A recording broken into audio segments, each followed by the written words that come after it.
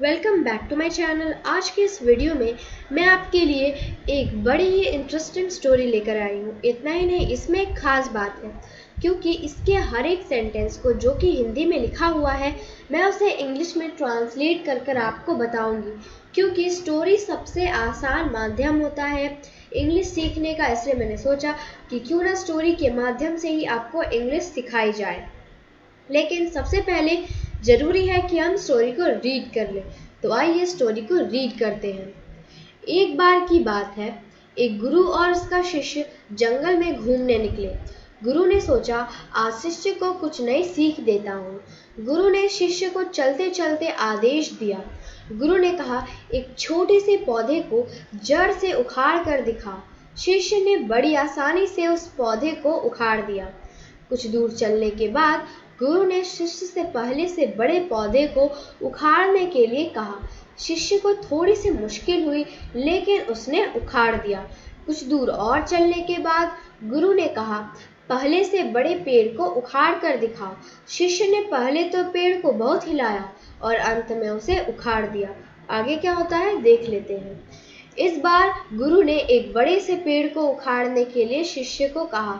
शिष्य ने बहुत मेहनत की, काफी कोशिश की, लेकिन वह पेड़ को हिला भी नहीं सका। आखिर वह हार कर बैठ गया। शिष्य ने हार कर पूछा, आप यह सब मुझसे क्यों करवा रहे थे? तब गुरु ने कहना शुरू किया, जब पौधा छोटा था तब उसकी जड़ों को उखाड़ना आसान था, लेकिन जैसे जैसे पेड़ बड़े होते गए पेड़ की जड़ें भी गहरी होती गई और उसे उखाड़ना असंभव हो गया।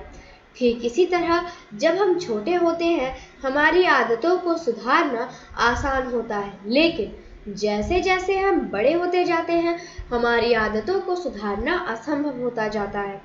तो चलिए अब हम लोग इसे लाइन बाय लाइन ट्रांसलेट करते हैं इंग्लिश में। एक बार की बात है, वंस अपॉन अ टाइम। इसे एक साथ कहेंगे। एक बार की बात है मतलब वंस अपॉन अ टाइम। आगे देख लेते हैं। एक गुरु और उसका शिष्य जंगल में घूमने निकले। A teacher and his disciple went out for a walk in the forest. Teacher यानी कि गुरु एंड हिज डिसिपल और उसका जो शिष्य है वेंट निकले, आउट बाहर। तो किसके लिए? फॉर अ वॉक घूमने के लिए। कहाँ? In the forest. तो एक गुरु और उसका शिष्य जंगल में घूमने के लिए निकले। वेंट V2 है, इसका भी बने गो यानी कि जाना। आपने सुना होगा गो वेंट गॉन। तो गो का मतलब होता है जाना। मैं यहाँ लिख देती हूँ, गो का मतलब जाना होता है, इसे नोट कर लीजिए। आगे क्या कहता है? गुरु ने सोचा आज शिष्य को कुछ नई सीख देता हूँ। The teacher thought that today he will teach something new to the disciple.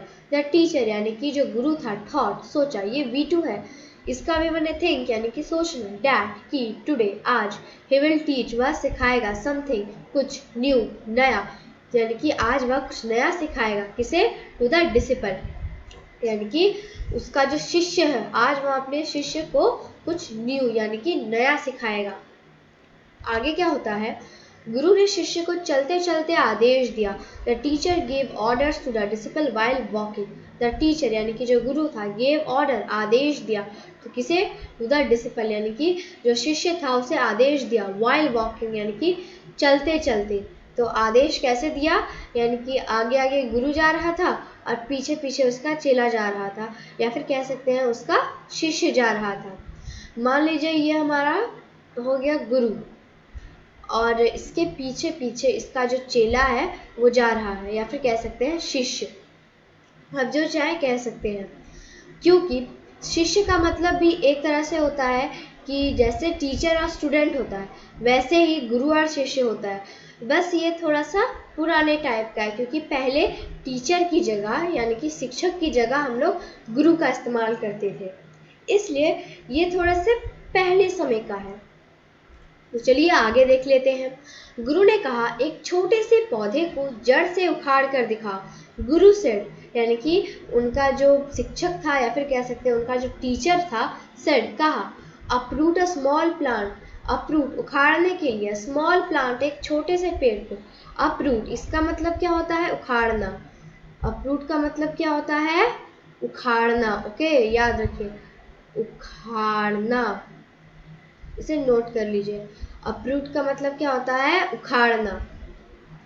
तो जो गुरु है यानी कि जो उसका शिक्षक या फिर कह सकते हैं जो टीचर है, उसने कहा उखाड़ने के लिए स्मॉल प्लांट, एक छोटे पेड़ को। अब आप यहाँ पर सोच रहे होंगे अपरूट को हम लोग याद कैसे रखें? तो अपरूट को याद रखने के लिए सबसे पहले रूट का मतलब क्या होता है? रूट का मतलब होता है जड़। जैसे पेड़ की जो जड़ें होती हैं, वैसे ये हो गया हमारा पेड़ का तना और ये हो गया इसकी जड़ें, तो इसको रूट कहते हैं। और मान लीजिए ये कोई गमला है और जब उसको उससे उखाड़ लिया जाता है तो मतलब अब यानी कि जड़ को ऊपर उठा लिया जाता है। ऊपर उठाना मतलब उखाड़ना। तो इससे आप इसे आसानी से याद रख सकते हैं।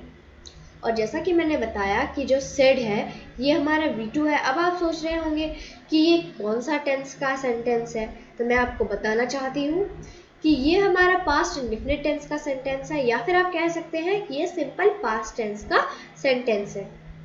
आगे क्या कहता है? शिष्य ने बड़ी आसानी से उस पौधे को उखाड़ दिया।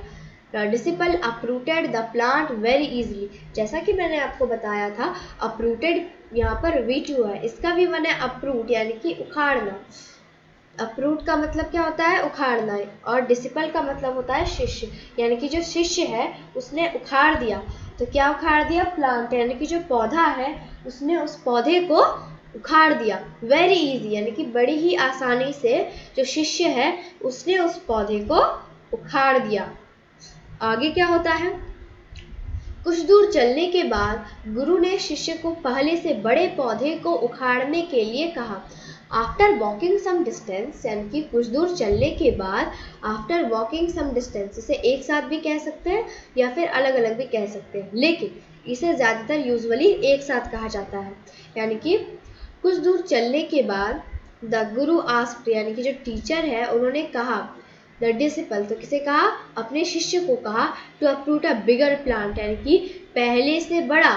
अगर मान लीजिए पहले प्लांट इतना छोटा था, पहली बार में जो प्लांट था वो इतना छोटा था, अगली बार में प्लांट इतना बड़ा था, और फिर जब तीसरी बार था उसमें प्लांट और भी बड़ा था। तो मान लीजिए जैसे वो बड़ा होते जाएगा फिर धीरे धीरे वो क्या होगा? पेड़ बन जाएगा। तो वही यहाँ पर कह रहा है कि जब जो उसके टीचर थे या फिर कह सकते हैं जो उसके गुरु थे, उसने कहा अपने शिष्य को उस पौधे को उखाड़ने के लिए जो कि पहले वाले पौधे से और बड़ा था। इस पर क्या होता है कि शिष्य को थोड़ी सी मुश्किल हुई, लेकिन उसने उखाड़ दिया।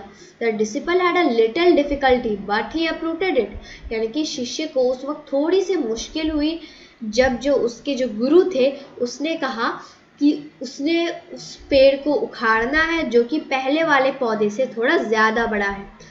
तो हैड अ लिटिल डिफिकल्टी यानी कि बहुत थोड़ा सा ही उससे मुश्किल हुआ, बट ही अपरूटेड इट। मुश्किल तो हुआ लेकिन उसने कड़ी मेहनत की और आखिरकार उसने उसके जड़ को उखाड़ दिया। आगे क्या कहता है कि कुछ दूर और चलने के बाद गुरु ने कहा, पहले से बड़े पौधे को उखाड़ कर दिखाओ। After walking some more distance the guru said यानी कि जो उसका टीचर था उसने कहा, क्या कहा? Uproot a bigger plant then before. पहले से ज़्यादा बड़े पौधे को उखाड़ कर दिखाओ। तो after walking some more distance कुछ दूर और चलने के बाद गुरु सेड यानी कि उसके जो टीचर थे उसने कहा। सेड यहाँ पर V2 है। ओके, सेड यहाँ पर क्या है? V2 है। इसका भी मैंने से यानी कि कहना, मैं यहाँ पर कहना लिख देती हूँ। सेड यानी कि उसके जो शिष्य थे, अपने शिष्य से गुरु ने कहा कि वह पहले से भी बड़े पौधे को उखाड़ कर दिखाए। शिष्य ने पहले तो पेड़ को बहुत हिलाया और अंत में उसे उखाड़ दिया। The disciple first shook the tree a lot and finally uprooted it। यानी कि जो शिष्य है सबसे पहले उसने पेड़ को बहुत हिलाया और आखिरकार उसने उस पेड़ को उखाड़ दिया। आगे क्या कहता है? इस बार गुरु ने एक बड़े से पेड़ को उखाड़ने के लिए शिष्य को कहा। This time the guru asked the disciple to uproot a big tree यानी कि पहले से बड़े पेड़ को उसने उखाड़ने के लिए कहा। देखिए इतना बड़ा पेड़ था वहाँ पर, पहले छोटा मोटा पेड़ था कहीं, लेकिन अब उसने इतने बड़े पेड़ को उखाड़ने के लिए कह दिया। तो अब देखते हैं कि इस पर शिष्य ने आखिर क्या किया। शिष्य ने बहुत मेहनत की, काफी कोशिश भी की, लेकिन वह पेड़ को हिला भी नहीं सका। The disciple tried hard, but he could not even move the tree. यानी कि उसका जो शिष्य था उसने बहुत मेहनत की, लेकिन वह पेड़ को हिला तक नहीं सका अपनी जगह से। तो आगे क्या होता है कि आखिर वह हार कर बैठ गया। At last he sat down defeated. अब आप सोच रहे होंगे कि ये किस टेंस का है। मैं आपको बता दूं कि ये पास्ट इंडेफिनिट टेंस का है, और यहाँ पर sat और defeated ये दोनों के दोनों ही V2 हैं। ओके, sat एंड defeated ये दोनों ही V2 हैं। तो पहले मैं आपको बता देती हूँ डिफीटेड का V1। डिफीटेड का V1 है डिफीट यानी कि हराना, या फिर यहाँ पर सिचुएशन के हिसाब से यहाँ पर होगा हारना, ना कि हराना।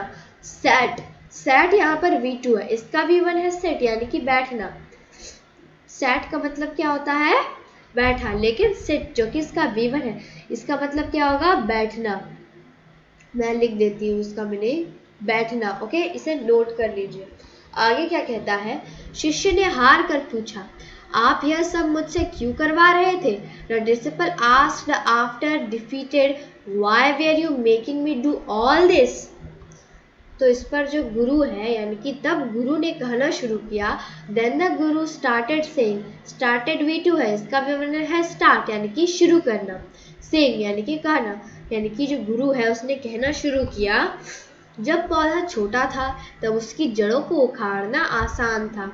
It was easy to uproot the plant when it was young, यानी कि ये बहुत ही आसान वक्त होता है जब हमारा जो पौधा है वो बहुत ही ज़्यादा छोटा होता है, लेकिन जैसे जैसे हमारा पौधा बड़ा होता जाता है वैसे वैसे ही उसमें बहुत मेहनत लगती है उसे उखाड़ने में। तो वही जो हमारे जो इसका जो गुरु था वही कहना चाह रहा था कि जब पौधा छोटा था तब उसकी जड़ों को उखाड़ना आसान था, लेकिन जैसे जैसे पेड़ बड़े होते गए पेड़ की जड़ें भी गहरी होती गई। But as the tree grew bigger, the roots of the tree also got deeper and it became impossible to uproot it. यानी कि जैसे जैसे पेड़ बड़े होते गए पेड़ की जड़ें भी गहरी होती गई और उसे उखाड़ना असंभव हो गया। इम्पॉसिबल का मतलब क्या होता है? असंभव। मैं लिख देती हूँ असंभव। ओके, इसे आप नोट कर लीजिए, असंभव। ओके, अंडरलाइन कर देती हूँ, आप इसे ज़रूर नोट कर लीजिएगा। आगे क्या कहता है कि ठीक इसी तरह जब हम छोटे होते हैं हमारी आदतों को सुधारना आसान होता है। सिमिलरली का मतलब क्या होता है? ठीक इसी तरह। ठीक इसी तरह, इन तीनों का एक ही वर्ड होगा, सिमिलरली। क्या होगा? सिमिलरली। व्हेन, जब, वी आर यंग, हम छोटे, या फिर कह सकते हैं जब हम जवान होते हैं, इट इज़ ईजियर, यह आसान होता है, टू करेक्ट, सही करना, आवर हैबिट यानी कि हमारी आदतों को, हमारी आदतें यानी कि हमारी अच्छी आदतों को नहीं, हमारी बुरी आदतों को अच्छी आदतों में बदलना, यानी कि बुरी आदतों से अलग हट के अपने अंदर अच्छी आदतें डालना आसान होता है। लेकिन जैसे जैसे हम बड़े होते जाते हैं हमारी आदतों को सुधारना असंभव होता जाता है। But as we get older it becomes impossible to correct our habits. जैसे जैसे हम बड़े होते जाते हैं, छोटे हैं तो आसान रहेगा, थोड़े और बड़े होंगे तो थोड़ा सा मुश्किल होगा उसे करने में, और बड़े हो जाएंगे तब तो बहुत ज़्यादा मुश्किल होगी। लेकिन जब हम एकदम पूरे मान लीजिए ओल्डर हो जाएंगे यानी कि पूरे बूढ़े हो जाएंगे तब ये असंभव हो जाएगा अपनी बुरी आदतों को छुड़ाना। इसीलिए हमें अपने अंदर बचपन से ही अच्छी आदतों को शामिल करना चाहिए। That's why we should inculcate good habits in ourselves from childhood. Inculcate सोच रहे होंगे, inculcate का मतलब क्या होता है? तो inculcate का मतलब होता है कि मन में शामिल करना। तो हमें अपने मन में क्या शामिल करना चाहिए? Good habits. यानी कि हमें अपने मन में अच्छी आदतों को शामिल करना चाहिए, ना कि बैड हैबिट्स को हमें शामिल करना चाहिए। क्योंकि यदि हम बैड हैबिट्स को शामिल करेंगे तो हम लोग एक बुरे बच्चे कहलाएंगे। यदि हम लोग गुड हैबिट्स को शामिल करते हैं तो इससे सभी लोग हमें अच्छा कहेंगे। और हमें ये कब शामिल करना चाहिए अपने अंदर? In our self from childhood, यानी कि बचपन में ही हमें कोशिश करनी चाहिए कि हम ज़्यादा से ज़्यादा अपने अंदर अच्छी आदतों को ला सके, वरना जैसे जैसे हम बड़े होते जाएंगे हमारे लिए वो असंभव होता जाएगा अपनी बुरी आदतों को छुड़ाना, जिससे बड़े होने के बाद अच्छी आदतें गहरी होती रहेंगी और हमारी अच्छी आदतों को कोई बदल नहीं सकेगा। Due to which good habits will continue to deepen after growing up and no one can change our good habits. एक बार फिर से कह लेते हैं, due to which good habits will continue to deepen after growing up and no one can change our good habits. Okay, यहाँ पर क्या कह रहा है कि हमें बचपन से ही अपनी अच्छी आदतों को अपने अंदर लाना चाहिए, क्योंकि अगर हम बचपन में ही अपनी अच्छी आदतों को अपने अंदर लाएंगे तो इससे उन्हें हमसे कोई नहीं छीन सकता। लेकिन अगर हम लोग ऐसा बड़ा होकर करेंगे तो फिर कोई भी हमसे, जी हाँ, कोई भी हमारी अच्छी आदतों को बुरी आदतों में बदल सकता है, जिससे हम लोग बुरे कहे जाएंगे। If you think this video is informative to you, so you can like my video, and to get more such videos, you can subscribe my channel. Thank you very much.